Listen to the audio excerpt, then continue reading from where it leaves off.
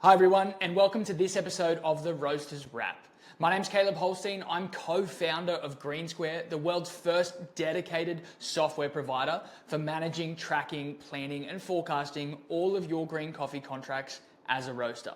In today's episode, we're going to be focusing on some of the data feeds and insights that trading houses and exporters are using and have access to understand the market, as well as looking into some functionalities around the Arabica market, learning about those things, and also getting some insights from our guest around how you as a coffee roaster can use these or look into these with your suppliers to secure your green coffee procurement in such a volatile market. Lastly, before we jump in, guys, be sure to follow along to keep up with this conversation and more, and to add your questions about the topic today, and we will endeavor to answer and get our guests to answer those for you as well. Let's jump in and get started. So I'd like to introduce Will Sharpe, if you want to flick your camera on for us, mate. Thanks, dude. Awesome. Thank you for having me. No, thanks for making the time, man. Before we jump in, Will, I'd love if you could just maybe give everyone a little bit of an intro to your role in the industry and kind of, where you sit in our supply chain. Yeah, definitely. So I've been in the industry for almost 15 years now, or 15 years now, I think this year. Looking good for 15 years, mate.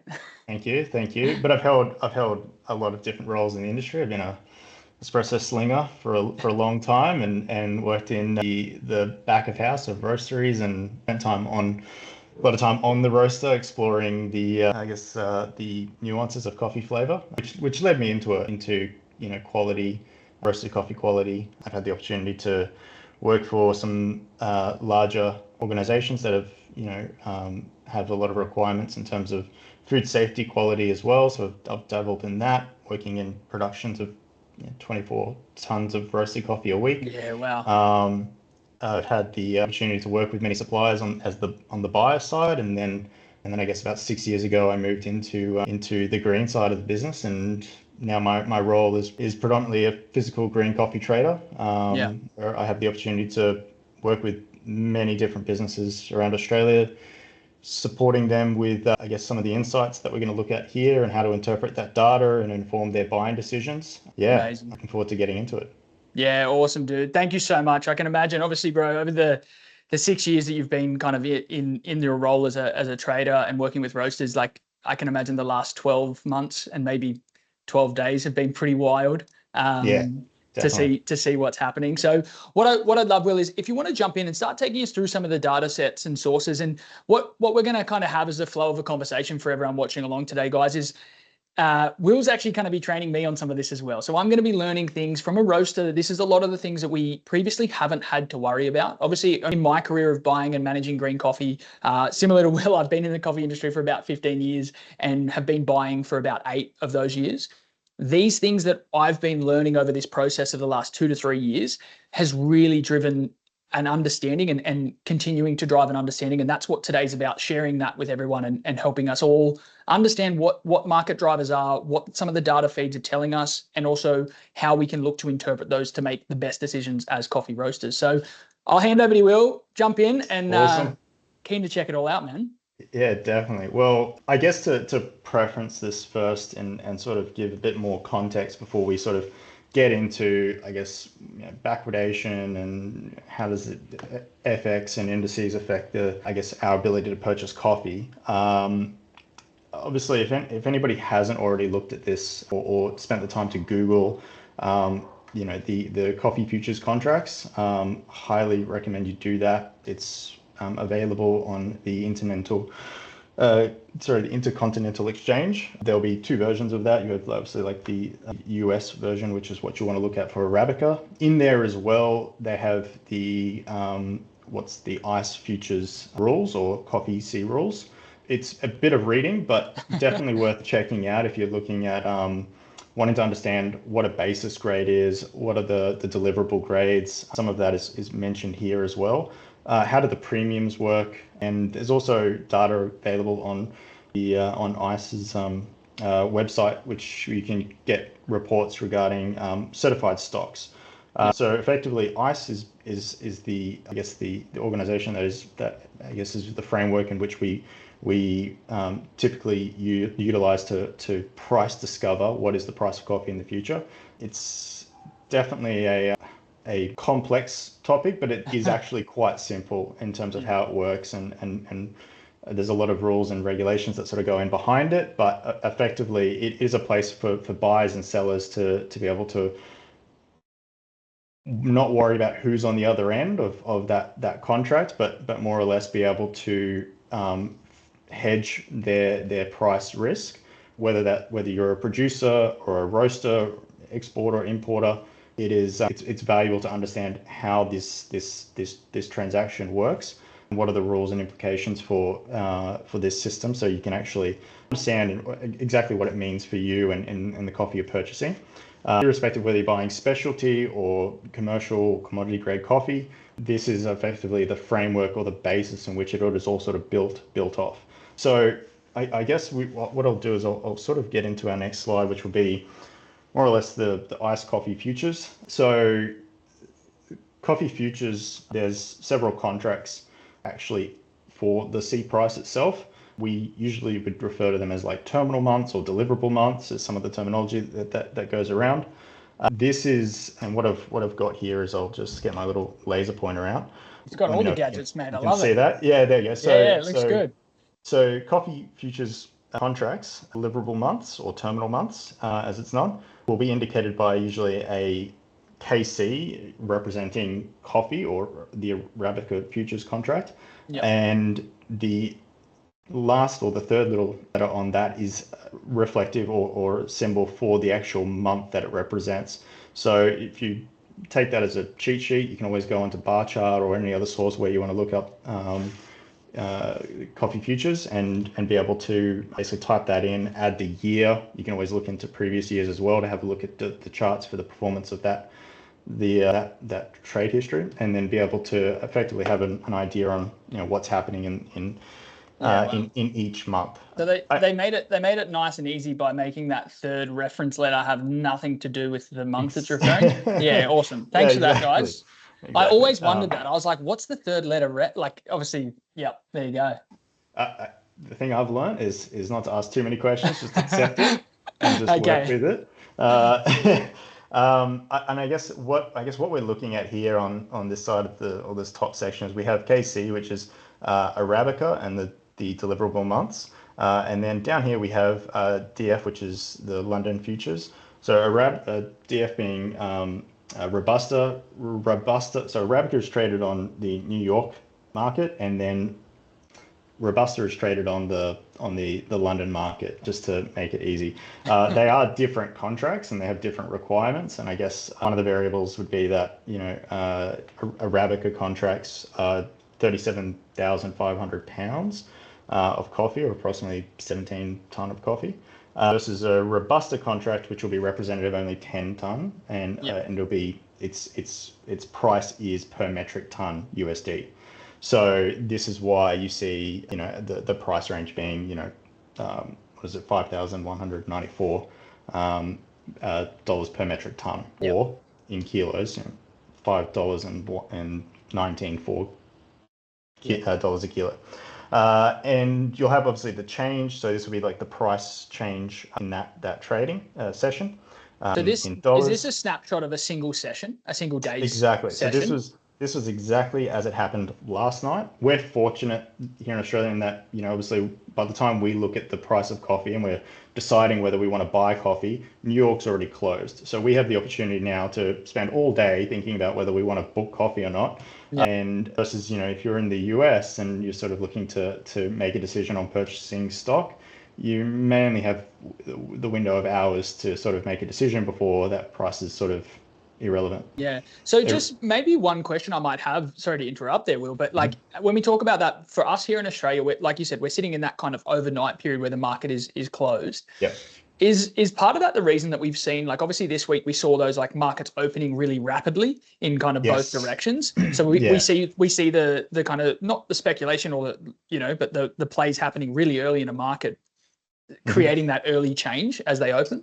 Yeah, definitely. Yeah, it doesn't always happen, but yeah, usually you can see a bit of a price jump or like pre-market activity. Usually, traders trying to get their orders in. And effectively, if we were to decide on utilizing one of those contracts as the reference price for, buying a contract on the exchange, we would effectively be taking it at market open.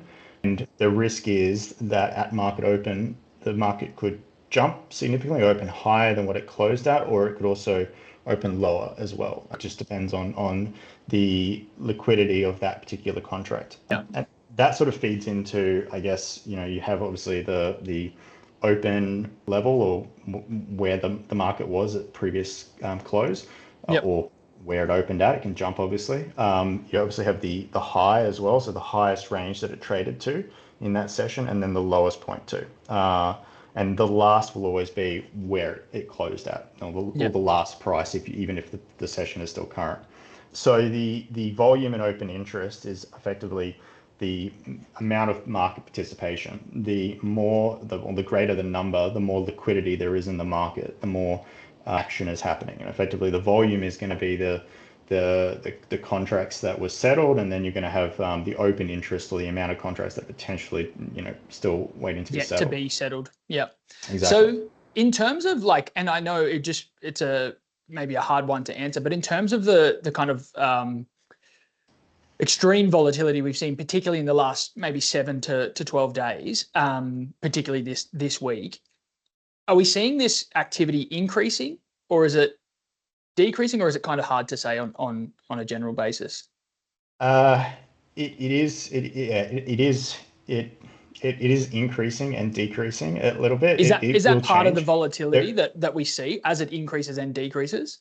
Yeah, definitely. Probably a better representation of that activity is looking at what they call the Commitment of Traders report, which I haven't got here, but it is available online. Again, bar chart's another great resource to check it out. And what that'll do is it'll look at when you're buying a contract, or you're participating in the market, you will declare effectively who you are in the market, and you're either going to be one of two parties, a commercial or a non-commercial. Commercials are going to be physical buyers, those like you and I who physically want coffee, and then non-commercials who are going to be speculators, commodity hedge funds, managed money, that sort of thing.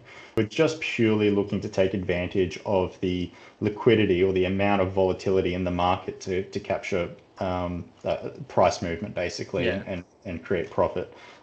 That can be a little bit, I wouldn't say problematic, but it can be challenging, obviously, because the amount of speculative activity in the market is significantly greater than the commercials.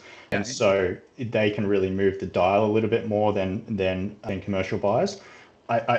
It can definitely make it difficult to sort of determine what is the true trend of fundamentals, which is what's happening at origin in terms of harvest conditions, availability, also coffee arriving into ports, into consuming countries, and of course coffee leaving ports. Those are also metrics that are measured to determine.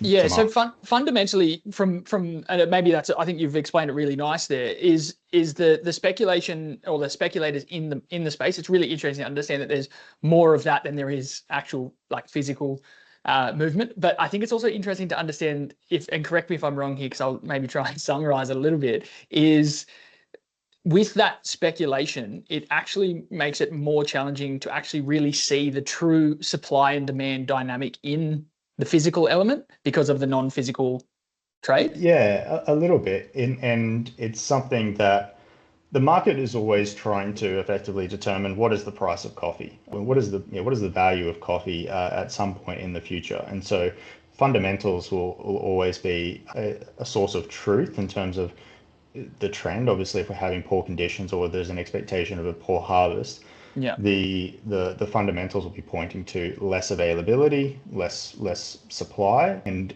if demand remains the same or increases, that is going to encourage speculators to take advantage of that fear, I guess, in the market of not having enough coffee. It was interesting. I was actually talking to someone about this, and I'm hopefully maybe going to write something, or this might roll into an extra little video that I'll put out about it as well. But as if we look at society in general, from my perspective now, there are more participants in general stock markets than there's probably ever been before with day trading and things like that. So as the coffee market and obviously these commodities hold a slightly higher threshold to participate even in speculation than just a standard market. But as we enter the space where it starts to become mainstream about this volatility, I'm curious if this is going to create a scenario that kind of brings more speculators into the space as we're having this. I don't know if no one will really have the answer. I think only time will show with that. But I do believe with the kind of opportunity in everyone's life to now participate in these trades and have more understanding of these, there is a potential that we're going to get more speculators into this space. Yeah, and I mean, if you're a hedge fund and you're trading commodities and other indices and also trading in the equity market, you're responsible for effectively returning a profit for your firm, and I guess, and so definitely if there's high liquidity in a particular market or an opportunity, there's be people who just purely looking at that to take advantage and place money into it. It can be, if there's I don't know, if there's a weakness in the US dollar potentially or outside in other currencies, a safer asset might be a commodity. And that could be soft commodities such as coffee, cocoa, sugar. And it could also be steel. It's or even energy as well. So I guess the participation of speculators is it can never really be completely known, but definitely where there's a lot of activity happening, or that high amount of volume and open interest, it presents the opportunity to say maybe liquidity just means that there is enough buyers and sellers in the market for potentially what you're trying to do to be achieved. If we didn't have any speculators in the market at all, there would be very low liquidity, and it would be very hard for you if you're wanting to hedge your coffee as a producer. You need somebody on the other end of that the market effectively to I guess take that position, and so it would be it wouldn't work. I mean, in theory, it potentially could work, but it hasn't really proven to work. It's interesting. I think you touched on it really well there about also the role that a speculator plays in the market, like you said, because if we maybe break it down to like when a producer wants to sell, potentially a roaster doesn't want to buy, if we think about it in that raw sense. So a speculator has to play the role to allow that to be facilitated at the time. 100%. And I think that's an interesting thing to understand, because I'm hearing a little bit of rhetoric sometimes from certain players in the market that says we're trying to find the wrongdoer, or like trying to find a entity or a stakeholder to put blame on about the situation or things like that sometimes. And I think it's important to understand I look at it as a spectrum, that there can be bad operators there can be bad cafe owners, there can be bad roasters, there can be bad, everyone has there is always an opportunity for that to happen in those spaces. But it's also to understand there are always an alternate side. So a speculator can play a really positive role when a producer is looking to sell but a roaster isn't looking to buy, or vice versa, to allow to that facilitation of a trade. So I think that's awesome. One thing I wanted to jump to, quickly, obviously on the right-hand side, I would love if you could just explain to everyone a little bit more about the certified stocks and kind of what that's displaying for us there. Yeah, definitely. So I mentioned before in the contracts or the futures contracts, they stipulate, I guess, deliverable origins as well. So there are what we're looking at here on the left is I guess the origins that are deliverable. They'll have and if you look into the actual C rules themselves, you can actually see how they define the grades, and it's actually really valuable to know, especially if you're a specialty roaster, to understand what you're buying versus the basis grade as well that's out there, or its counterpart. There is, on the top here, we have obviously the warehouses themselves that are certified stock warehouses. There'll be coffee. Producer has the option to potentially find a buyer in the market which they can sell directly to and ship directly to Or they have the option to also deliver to the exchange or deliver to the certified warehouses for grading. And there's in the grading report, which you can access as well on the website. It'll show you how many bags are pending grading or how many bags have also passed and failed, and it's an astronomical amount of coffee. So this is not kilos, this is bags. That's a lot of coffee, and it is actually at not the historical low at the moment. It has definitely bolstered up. I was just about to ask that because I was reading some reports previously about us hitting those historic lows, especially for Arabica, and it has bolstered back from there a little bit, but it's still significantly lower than historic averages. Is that fair to say? Yeah, definitely. In more recent in more recent weeks, there's been a huge amount of drawdown of the certified stocks. Unfortunately, here in Australia, we don't have a certified warehouse. It's not something that we can actually take advantage of, but it is definitely it's becoming, in certain cases, it's becoming more advantageous for a exporter to deliver the coffee to the certified warehouses.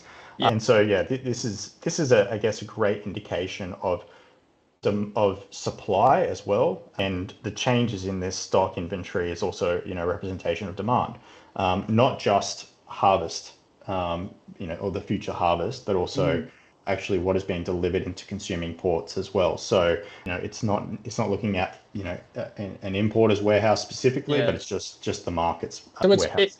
Would it be fair to say that's almost like a bit more of as somewhat closer to real-time demand indicator?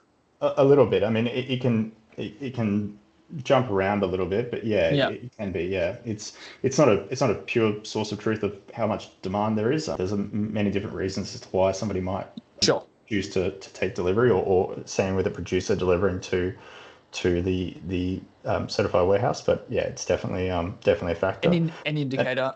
So I think just one thing, and I might be taking us on a little rabbit hole, but that's what we're here for, mate. Everyone gets the joys of following me down these rabbit holes. So let's say I'm a roaster and I'm talking to you today to secure coffee for next year. If I'm looking to secure, let's take Brazil. Obviously, it's a major component. It's a major player in our market, the biggest.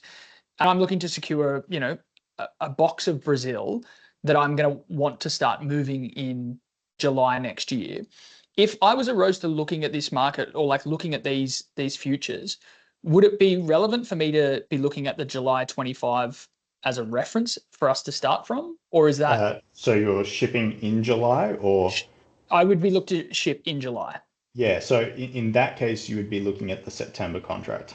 Okay, so the time of the contract is looking at the land. Yeah, and so they're not equally spaced in terms of the number of months between them. You'll notice that there's very confusing. It seems a little bit, but it can be. I'm sure there's a reason for that, but it's again one of those questions I don't ask too many. Yeah, I was always curious. I wonder if it was obviously to line up with certain harvest cycles from particular origins, like peak kind of activity in markets. But and effectively, like what you're looking at is the nearest. So we have the December contract it's technically closed. It's not. It's anybody holding a contract at the point of expiration. So you'll notice on the contract as well, you'll see what's called like first notice days and expiration. Effectively, if you're holding a contract of coffee and you haven't, that contract or hasn't rolled over, or it hasn't, you're still holding it at the point of that first notice day and expiration, the exchange would pretty much call you and ask, Caleb, what grade would you like? What's your quality? Where do you want delivery, basically? And so that's effectively how you can purchase certified stocks.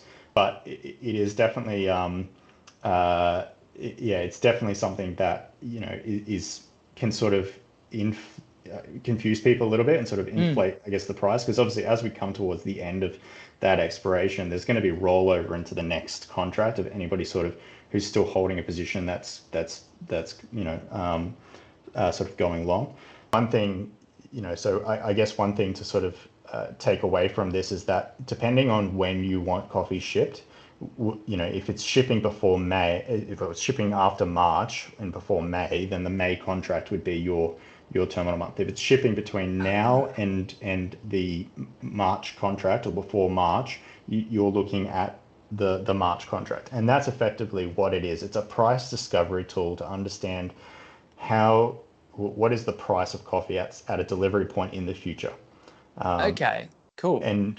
And so when you're talking with a producer, whether that's a specialty producer, buying a state blender or something like that, and they're utilizing, they may communicate a flat price to you as a total FOB price, or they might communicate it as, my differential is not reflective of commercial basis grade differentials, but of the quality and the cost of actually producing that quality as a differential price relative to the C price in the month that you want shipment.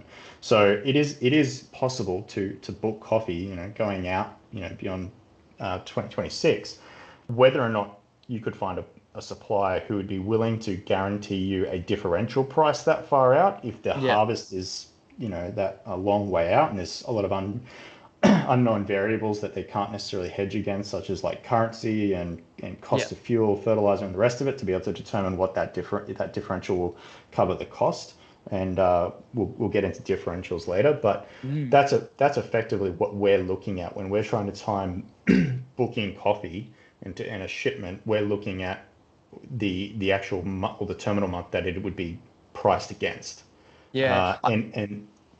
I see what you mean there. I think that's a really nice way to explain it. I think one thing you touched on there that would be interesting, like you mentioned about, potentially looking at that May 26 as an option, why that would not be as easy to be secured by a producer or an exporter at this time. Does that kind of play a little bit into the fact that because the market is inverted at the moment, or is that just a general challenge to have that far? It's, and I guess we'll sort of touch a little bit on the inverted market in a couple more slides, but it's definitely something that it does play a role, I guess, in how differentials are communicated, or what the cost is. There's usually factors such as like carry and insurance and the rest of it that is factored in. and I guess like where we are today, where we are in an inverted market, or the terminology usually used is like backwardation, versus in the markets that we've typically had in the past, where it's usually referred to as contango. It's where the price for the nearest term is cheaper relative to the furthest contract.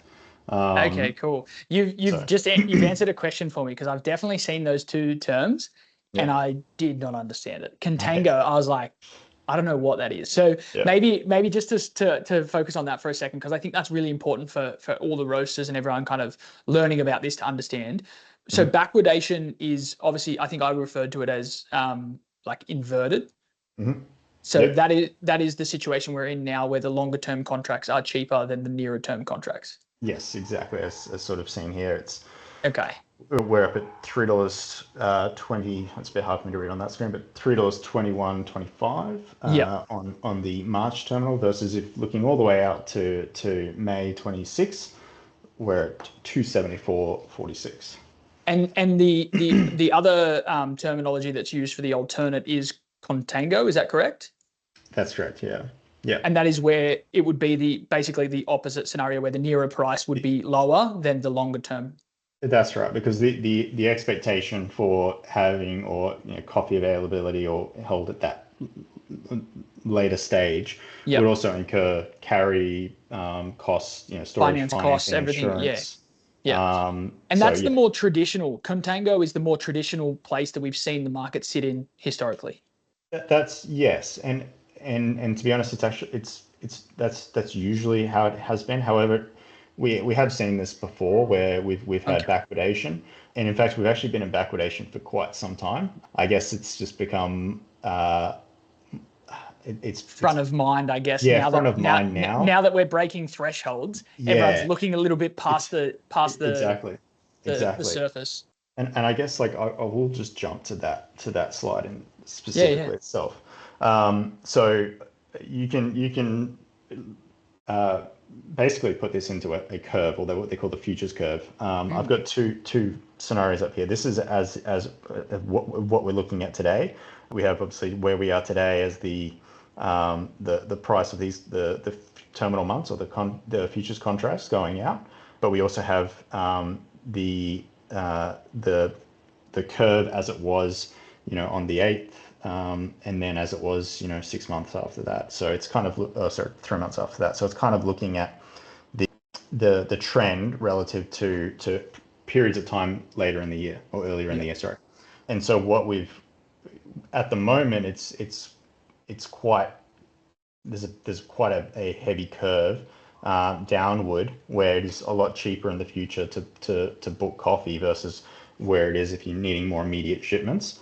And so what that also means is that the contracts, not just today for shipments, if you're quoting the March contracts, but for May and then July and September, they actually will have, as rollover happens, or as contracts that aren't delivered rolled over, you will see that they will actually increase the kind of support the price of the next contracts a little bit, which can be a bit challenging. You'd Yeah, I can ideally want your imagine. contract to get further out, and so that is going to happen a little bit, and there will be times though where this curve will sort of flatten out as Yeah. we see potential relief to pricing, whether that's because speculators have decided, hey, we want to take profit and we want to get out of the market now, or the fundamentals start giving us different news. There's better, all of a sudden there's a lot of coffee available, or So shipping delays have eased. when you So say fundamentals, I think that's an important thing to understand, because I've heard it referred to, and I've personally made an assumption of what a fundamental would be. And from my perspective, so I think it's good to get this validated now, because I can imagine a lot of the roasters or buyers who are watching this might make the same assumption that I'm making.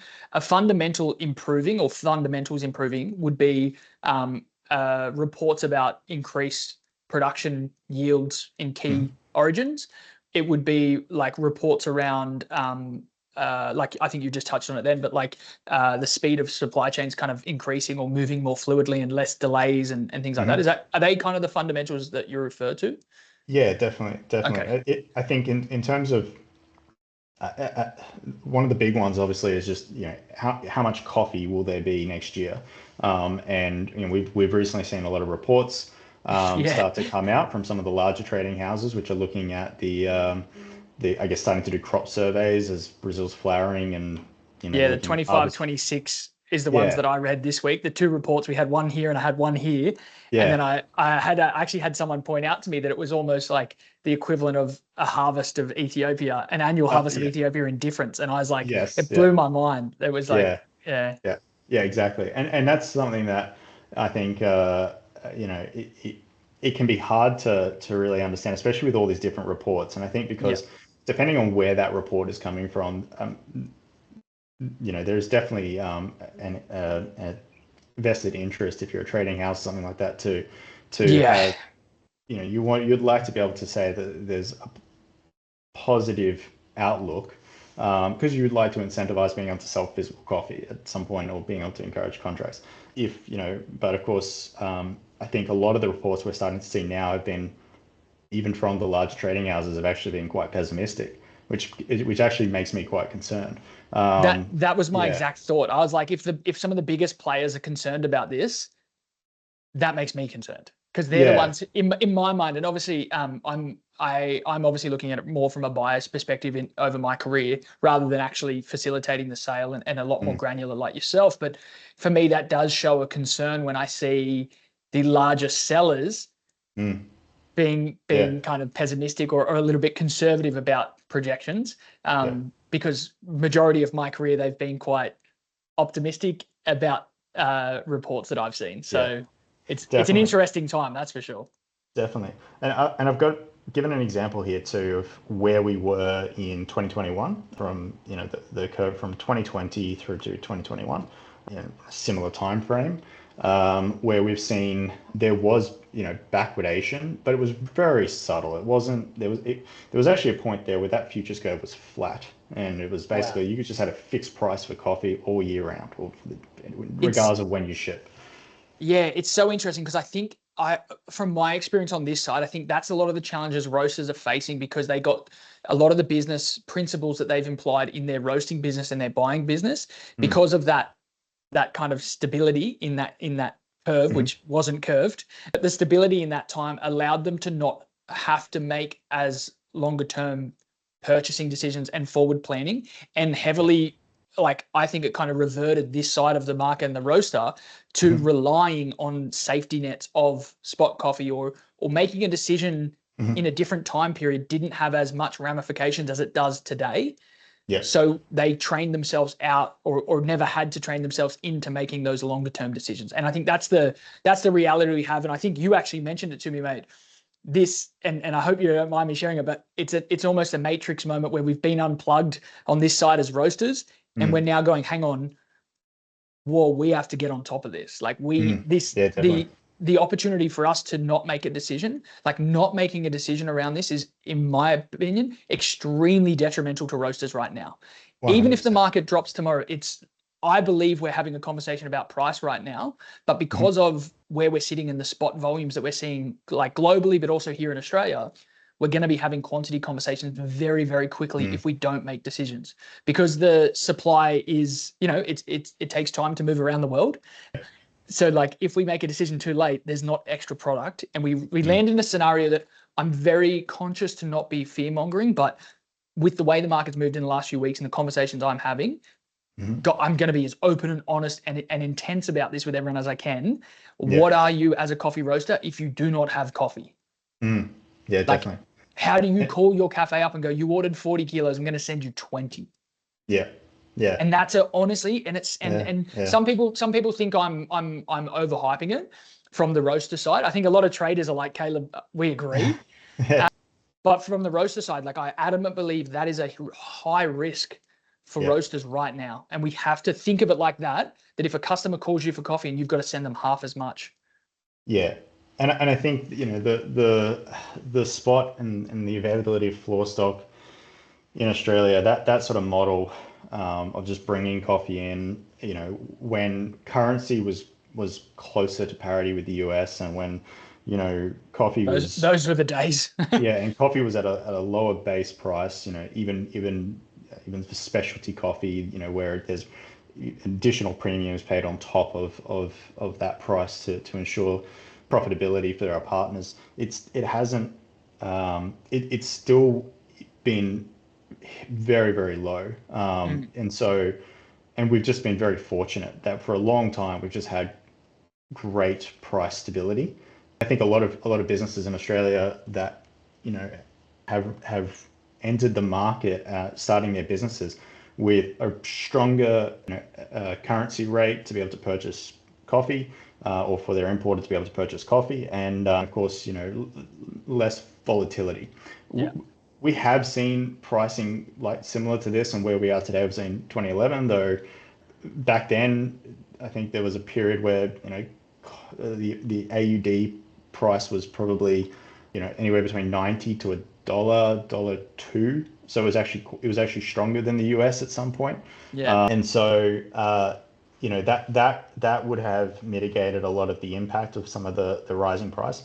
Now our currency is 63 cents. Yeah, 63. It just inflates the price so much more. Currency is just so weak. Our purchasing power is just absolutely getting pummeled at the moment, and there isn't a lot of expectation for that to improve anytime soon as well, which is also making I think a lot of buyers very nervous, and also trying to figure out how do you navigate this. And I think it's definitely something that will be, the currency side of it will probably be coming into the picture a little bit more, because where we're now probably going to settle at more consolidated price levels that are either closer reflective to the fundamentals of how much coffee will there be next year. It'll just come down to, okay, how do I get currency right, which is a totally different market to even try to understand. And this is something that, like, I think I really like that point that we've touched on. I think that's one of the biggest takeaways that a lot of the roasters can get from having this opportunity to hear this conversation. So, like, I'm really glad that we were able to share that then. But I think one of those things that you talk about there is, when it comes to currency and things like that, this shows that there was a rhetoric in the industry for a little while about middlemen, and I won't get into it, and I will not ask you to comment on it at all, I promise. But I'm telling everyone right now, and I've been shouting for it for years, this is why traders, and Will is a trader, this is why people like Will are so important to us as buyers in our supply chain, to facilitate and manage these exact things, helping us understand currency, helping us knowing how to make these best purchasing decisions. And I cannot stress that enough. Like, yes, Will's a mate, and I'm very glad to have the opportunity to always talk to him about this. It's nice to actually put it on a recording and share with everyone. Yeah. But it's important to understand as roasters, guys, like for years, we thought like there was this rhetoric that, oh, well, maybe we don't need them. Maybe we cut them out. This is a critical role that's played to help facilitate currency markets, commodity markets, timelines of these markets, and understanding these things. So I appreciate the time now that we can actually see that this is the opportunity to say, hey, these guys are playing really important roles for us. And I will continue to champion that, because I think it can be oversimplified and undervalued for too long. Mm-hmm. No one's looking to go around a trader right now. And this is a really important time for that. So I take my chance to have a little rant when I can. I do apologize. But what I might do... Oh, yeah, go. Sorry. No, I was just going to say, just in terms of, I guess, the trader's role and the importer's role is that, purchasing coffee requires a significant amount of finance, I guess. And so, what I like to do with most of my customers is try to encourage them to have conversations with producers directly to get visibility of FOB pricing and gathering samples. If they can travel to origin to purchase coffee, or if they require me to reach out to somebody in my network to be able to speak to them about an introduction with a producer because they're looking for a new partnership or something like that. But I really encourage that conversation to happen first, because I want the buyer to really understand that it's their relationship and they understand who they're working with, understanding the quality that they're purchasing. My role in it is purely just supporting the financials of how do we just finance this container, bring it in, store it, and deliver it in a way in which it is manageable for their cost of goods. And I guess breaking down those variables into a landed kilo price. And so I'm doing a lot more of that now that we're just experiencing a lot of volatility. A lot more people sort of reaching out going, I just need to have a sense of it. And so I have no problem with sitting down, if you're comfortable looking at spreadsheets and just going through where the costs are at, how does financing and insurance affect the price, how weighted is the actual landed price relative to all of the other things that we need to pay for before that coffee even gets delivered into your roastery. And I think once they have a bit of a sense of that and they can sort of rationalize the where those costs sit, it's actually even on a high C price, it actually kind of makes a lot more sense to go, I get where the value is now, see where these costs are and what's actually impacting it, impacting my kilo price. And it actually then can inform a buyer to help them know, okay, in the future, when these sorts of variables recover, it's actually going to be a better time for me to potentially buy coffee. And it goes both ways as well. We're also doing this on the producer's side as well. The buyer is trying to get the lowest price, and the seller is trying to get it at the highest price. Those two things don't always line up, and I think it's about trying to find some equilibrium about where the objective is. We can't beat the market. We can't try and beat the market, but we can just at least try to build stability, and at least manage the risk of all of the variables in between in a way in which actually helps a roaster know they've got security of supply, they've got consistency of a price stability for a period of time, and then they can go ahead and then go out and get those wholesale accounts and go out and build that volume and not have to worry about what's going to happen with coffee next week, or is my importer bringing in enough coffee in the next harvest, or well, you're giving, like, with that holistic approach and kind of supportive approach in the market from a trader, it's providing a roaster the ability to have some sort of consistency around their margins as well. Mm. So they can actually start to understand, what am I able to offer out? Because if Mm. I have no consistency in my margin, that my product cost is going to jump by 30 to 40% next time I try and enter a market, if I can even find product available in that strategy. 100%. How am I committing to a customer to get them to pay a price that could Yes, change yeah. in that time? So it's Yeah, this exactly. consistency of cost that needs to kind of come into play for roasters right now, I think. And I think you've summarized it so well. I do appreciate you letting me take you on rabbit holes there massively, mate. It's all right. Will has prepared and had some lovely stuff, but I definitely took you off on some random stuff. But I guess before we wrap up, I almost reckon you've answered that question then. But would you say what you've just kind of shared is probably your advice to roasters right now is about engaging in the process with your trader and engaging in the conversation with your trader in a longer term kind of vision? Yeah, and I think regardless of your size, whether you're booking full containers or you're I guess working a pallet for several months or something like that, it's relevant to I guess understand this stuff conceptually and be able to have conversations with your importer about what are they doing and what's their outlook, and I guess putting up some firm commitment on taking coffee at some point in the future, and being realistic with your expectations of what cost is. If you can come to them with saying, hey, I need this much coffee in this period of time, and I want my drawdown over this period of time, and you give them a complete picture of all of that requirement that or delivery, scope, or that scope requirement, of that needs. scope. Yeah. It might not be a full container's worth, but I can tell you they're potentially going to have several other roasters that are going to be looking for the same thing for delivery in the same period of time, and they're able to consolidate together, and then be able to work off, okay, cool, we've got enough customers of consolidated lots for this particular quality, and now we just need to get to work with how do we enter the market, and how do we manage our risk to achieve not your what you would like for a kilo price, but something that is I guess as close as possible to that. And It's if you do that, serviceable. if you do that far enough out, it actually then gives you time now to go, okay, there's going to be a price increase inevitable because I need coffee next year. I can't afford not to tell my importer that that I don't need coffee. I have to tell them that I need coffee, and this needs to happen. They will then work with you with several other roasters to try and build that volume. They're sort of sitting there to help fill containers and playing a bit of Tetris in a container.